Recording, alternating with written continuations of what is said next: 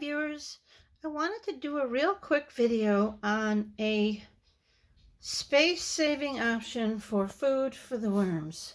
What you're looking at is 3 jars of greens that were grown and picked from my garden way back when. One is, well, they're both 2013. So I have 2 food dehydrators. They're Excalibur brand, which is the most common brand. And the temperature range goes anywhere from, I think, 75 degrees up to maybe as high as 135. And it's intended to dry herbs. You can make fruit leathers in there. You can dehydrate meat if you choose to, eggs, even dairy. You can do a lot with it. And the benefit of dehydrating, if it's below 116 degrees, it does not cook the food. It absorbs the moisture. What a dehydrator does is sucks the moisture out. That is all that it does. So it doesn't take out the nutrients. It doesn't cook it. It's not altering it in any way. And when you rehydrate it, unless you've powdered it like I have here, whatever it is you dehydrated will come back to its original shape, size, color, but not always texture. If you're dehydrating greens, obviously, when you reconstitute them in water, they're not coming back to greens. Other things such as carrots or kernels of corn, absolutely.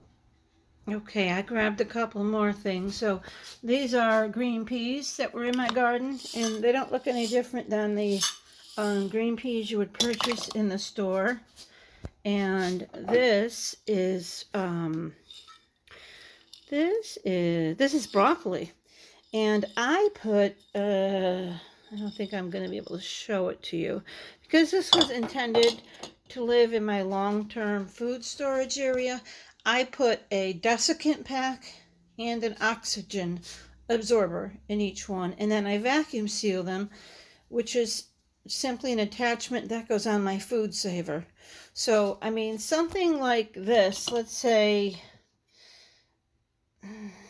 well, it's hard to give you the quantity, but it basically reduces it by about 90% in size, because leafy greens are mostly water. So when you add water back to them, of course, they regain their bulk. And I was going through my basement, rotating my winter food storage, and I found these in the back shelf, and I said, oh, this would be wonderful for the worms. And so here, this is, it says organic kale and Swiss chard,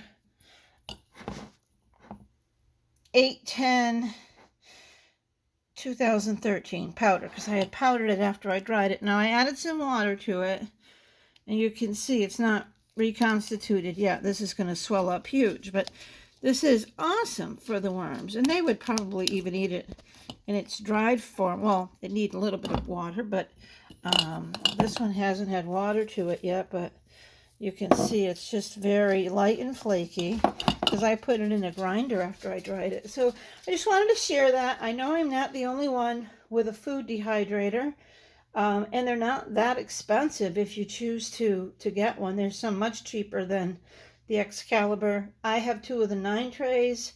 They have 5 trays. I think Nesco makes them as inexpensive as $39. And just as an example, I know, for example, something this size, I bought 2 of the gigantic 8-pound bags at either BJ's or Costco's of the baby spinach, the massive bags, the frozen, not dry.